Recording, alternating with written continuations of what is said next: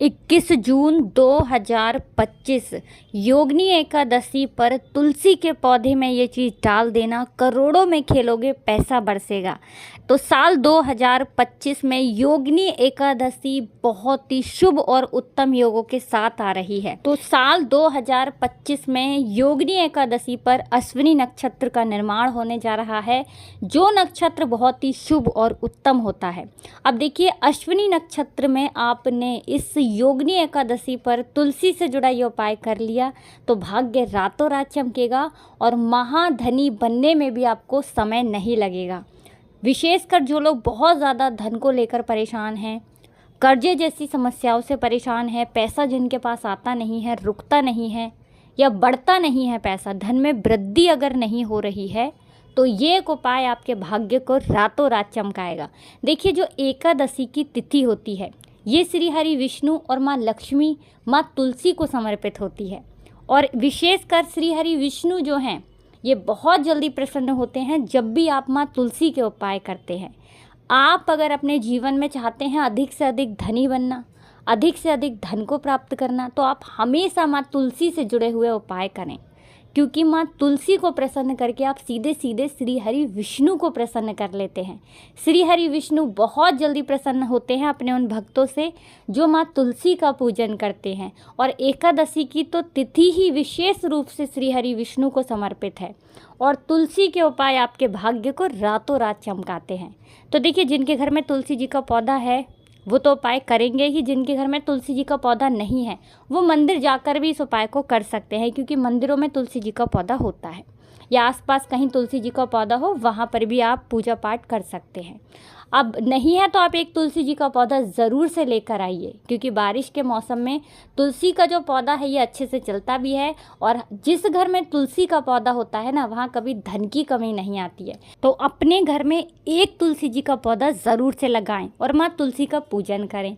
तो देखिए, श्री हरि विष्णु की पूजा और श्री हरि विष्णु का भोग दोनों ही अधूरे होते हैं माँ तुलसी के बिना। जब भी हम उनको भोग लगाते हैं उसमें हम तुलसी दल ज़रूर डालते हैं, क्योंकि बिना तुलसी दल के श्री हरि विष्णु कोई भोग भी स्वीकार नहीं करते हैं। तो ये जो आषाढ़ माह की एकादशी है इसका महत्व इसलिए भी इतना ज़्यादा होता है क्योंकि इसके बाद चतुर्मास प्रारंभ हो जाता है और 4 महीने के लिए श्री हरि विष्णु योग निद्रा में चले जाते हैं और जितने भी शुभ काम होते हैं जैसे शादी, विवाह, गृह प्रवेश, मुंडन, इन पर रोक लग जाती है। तो देखिए, अब जो उपाय हम आपको बताने जा रहे हैं ये उपाय आप करिए और देखिए श्री हरि विष्णु कैसे आपको भर भर के आशीर्वाद देते हैं। तो उपाय को करने के लिए आपको सबसे पहले लेना है एक कलावा, यानी कि एक मौली धागा यहाँ पर आपको लेना है। थोड़ी सी लेनी है पिसी हुई हल्दी और हल्दी का गाढ़ा गाढ़ा घोल आपको तैयार करना है थोड़ा सा जल डालकर। अब जो मौली धागा कलावा आपने लिया है उसके अंदर आपको हल्दी वाले घोल को लगाना है, यानी हल्दी वाला जो पेस्ट आपने तैयार किया है ये मौली धागे पर अच्छे से आपको लगा देना है। हल्दी जो कि श्री हरि विष्णु से जुड़ी है, श्री हरि विष्णु को बहुत प्रिय है। जब हल्दी लगा देंगे इसके बाद ये मौली धागा, ये कलावा आपको तुलसी जी के पौधे पर बांधना है अपनी मनोकामना कहते हुए। जैसे जो धन के लिए परेशान है वो धन के लिए प्रार्थना करेंगे, जिनके घर में कलेश, लड़ाई झगड़ा बहुत है वो उसे दूर करने के लिए प्रार्थना करेंगे। अपने हिसाब से, यानी जो भी आपके कष्ट हैं उनको दूर करने के लिए आपको माँ तुलसी से प्रार्थना करनी है और मौली धागे को आपको तुलसी जी के पौधे में बांध देना है। ये उपाय अगर आपने इस योगिनी एकादशी पर कर लिया, समझ लीजिए जीवन का हर कष्ट दूर हो जाएगा।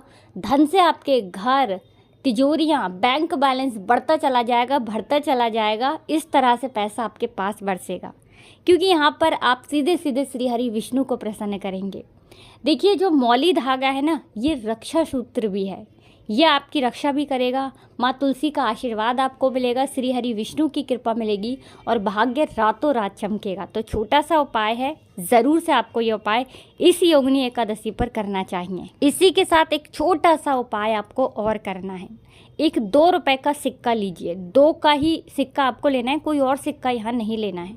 और हल्दी का गाढ़ा गाढ़ा पेस्ट इस सिक्के पर आपको लगाना है और इस सिक्के को आपको तुलसी जी के पौधे में रख देना है एकादशी वाले दिन। एकादशी वाले दिन पूरे समय उस सिक्के को तुलसी जी के पौधे में रखा रहने देंगे।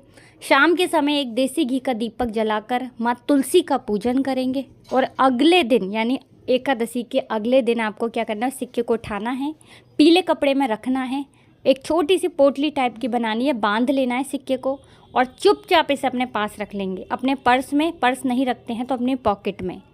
ये उपाय करने से कभी आपके पास धन की कमी नहीं होगी। छोटा सा उपाय है, करिए और देखिए कैसे धन की वर्षा होती है और फिजूल खर्ची कैसे कम होती है। इसी के साथ मुख्य द्वार पर दीपक आपको प्रज्वलित करना है। माँ लक्ष्मी का इस दिन पूजन ज़रूर से करें। कुछ भी ऐसा जो आपको पूछना हो कमेंट सेक्शन में आप पूछ सकते हैं। वीडियो को लाइक और चैनल को सब्सक्राइब कर लें। आप सभी को राधे राधे, जय श्री कृष्णा।